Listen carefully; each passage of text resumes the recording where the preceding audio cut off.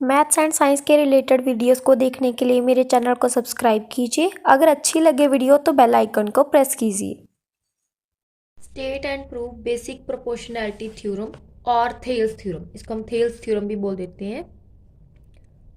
Thales theorem, जब भी आपके पास किसी भी थ्योरम का प्रूफ आता है तो सबसे पहले आप उसके ना जो नंबर होते हैं उसके पार्ट्स के डिफरेंट डिफरेंट टाइप्स के नंबर होते हैं। जैसे स्टेटमेंट का आपको क्वेश्चन में मान लो आपको क्वेश्चन आया state and proof basic proportionality theorem या state and proof Thales theorem, तो आप क्या करोगे बेटा, उसके हर पार्ट के नंबर हैं, स्टेटमेंट लिखोगे पहले, then given, to proof, proof, ठीक है, 4 पार्ट्स में होगी। अगर कंस्ट्रक्शन होगी बीच में तो वो भी लिखोगे। तो सबसे पहले स्टेटमेंट क्या होती है? Statement is statement of basic proportionality theorem is if a line, अगर आपके पास कोई भी line is drawn parallel to the one side of triangle to intersect the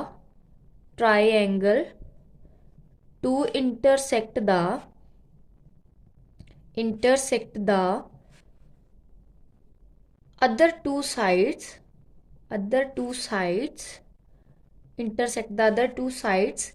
in distinct points. Distinct means different points. The other two sides divided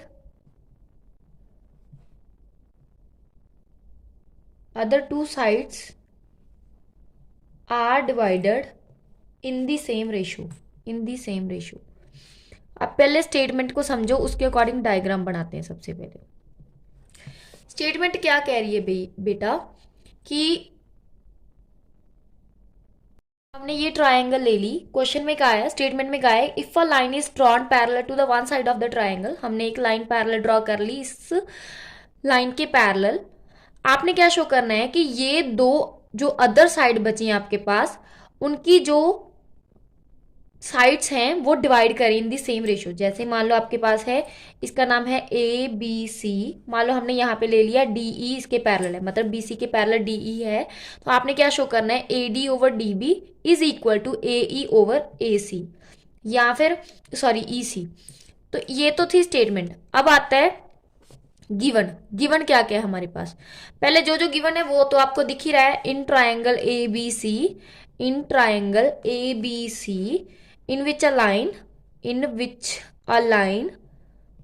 कौन सी line?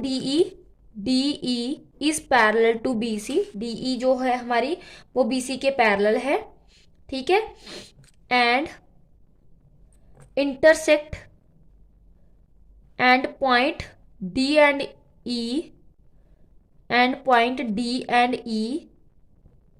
are on the line, कौन सी? ए B and ए सी। ये तो हम सब given में देख लिया हमने कि हमारे पास एक ट्राइंगल है डीई पैरेलल बीसी के, एंड डीई जो है हमारे ए बी एंड ए सी के ऊपर है। नेक्स्ट आता है आपका टू प्रूव क्या करना है आपने, जो मैंने अभी बताया आपको, A D over D B is equal to A E over E C, ये हमने प्रूव करना है। अब आते हैं कंस्ट्रक्शन में। कंस्ट्रक्शन के लिए क्या है बेटा, हम क्या करेंगे, join B E and C D. पहले इन दोनों को ज्वाइन किया, ये बी ई हो गया, ये सी डी हो गया, सी डी को ज्वाइन किया एंड बी ई को ज्वाइन किया, इन दोनों को ज्वाइन किया, and also D M perpendicular to A C. D M देखो, इसके ऊपर परपेंडिकुलर बनाना है, ए ई भी कह सकते हो, इसके ऊपर हमने परपेंडिकुलर बनाया एम पॉइंट के साथ, मतलब ये आपका परपेंडिकुलर है, ये 90 डिग्री का एंगल है, ठीक है। परपेंडिकुलर का मीनिंग ये 90 डिग्री का एंगल बना रहा है इस लाइन के ऊपर, and E N perpendicular to A B, and जो आपका ई एन है ये वाला परपेंडिकुलर, ये हम बनाते हैं ए बी के ऊपर, यहाँ पे एन लिख देते हैं, ये भी आपका 90 डिग्री का एंगल है, ठीक है।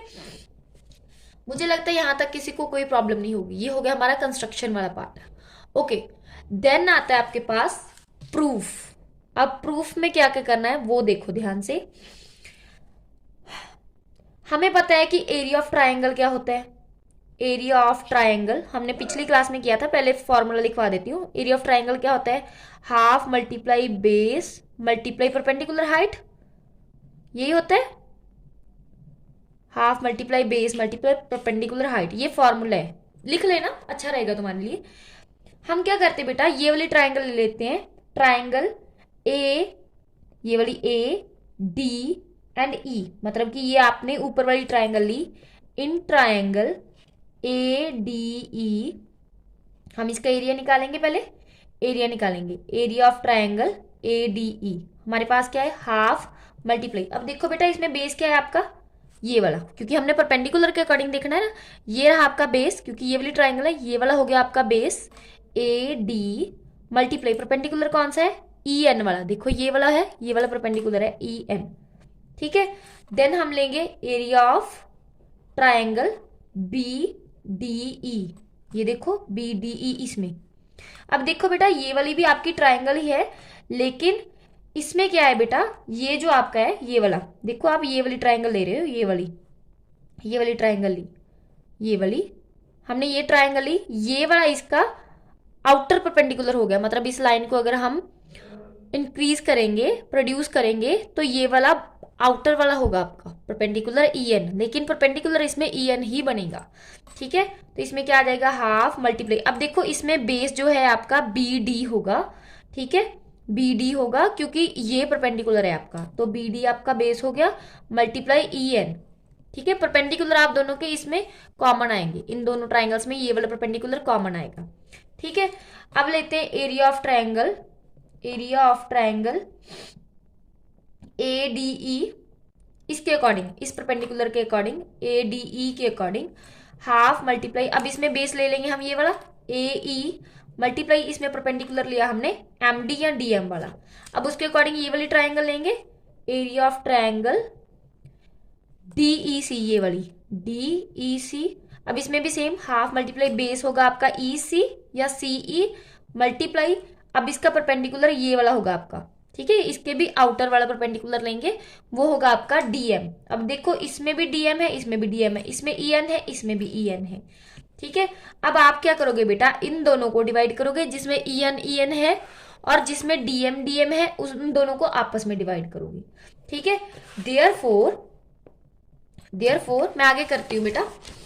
देयरफॉर हम क्या करेंगे, एरिया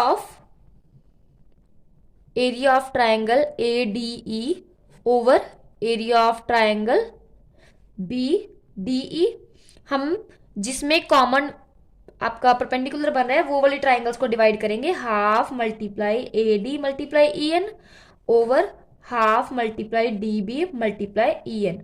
अब देखो बेटा इसमें हाफ हाफ कट हो गया, ई एन कट हो गया, हमारे पास क्या आ गया, A D over D B, इसको हमने नंबर दे दिया 1, ठीक है। देन हम दोबारा से डिवाइड करेंगे एरिया ऑफ ट्राइंगल, जो दूसरे वाले बचे, area of triangle A D E over area of triangle D E C, वो क्या था, half multiply A E multiply D M. अब हम डी एम वाली दोनों को साथ में डिवाइड करेंगे, multiply e C multiply D M. अब देखो हाफ से हाफ कट, डीएम से डीएम कट, हमारे पास क्या आया, ए ई ओवर ई सी। अब इसको नंबर दे देंगे 2। अब हमें पता है कि जो ये वाली ट्राइंगल है B D E and D E C, उन दोनों का बेस सेम है।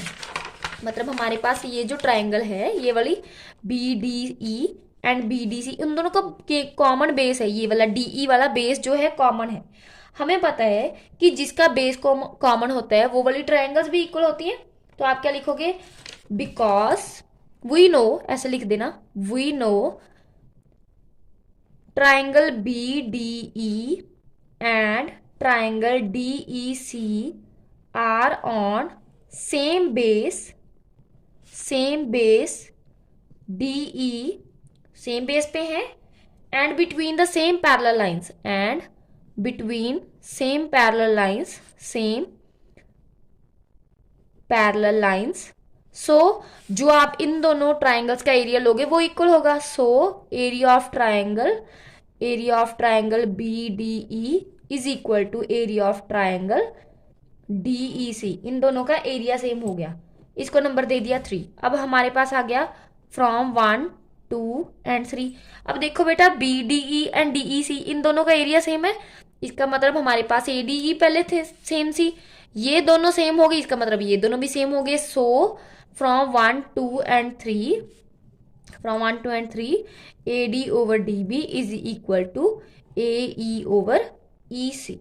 यही हमने प्रूव करना था, तो यहां पर आपका प्रूफ हो गया, तो लिखोगे आप हेंस प्रूव्ड। ठीक है, इसके साथ ही हमारी ये वाली जो थ्योरम थी वो प्रूव हो गई, बेसिक प्रोपोर्शनैलिटी थ्योरम और थेल्स थ्योरम।